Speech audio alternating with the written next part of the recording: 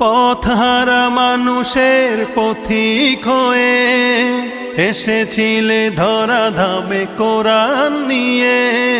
পথহারা মানুষের পথিক হয়ে এসেছিলে ধরা ধামে কোরআন নিয়ে।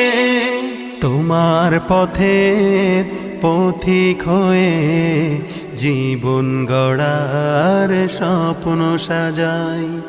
তোমার পথের পথিক হয়ে জীবন গড়ার স্বপ্ন সাজাই। তুমি যে মোদের প্রিয় নবী, তোমায় কাছে পেতে পাগল সবাই। সুখের দিনেও মোরা খুঁজি গো তোমায়, দুঃখের দিনেও মোরা সরি গো তোমায়। সুখের দিনেও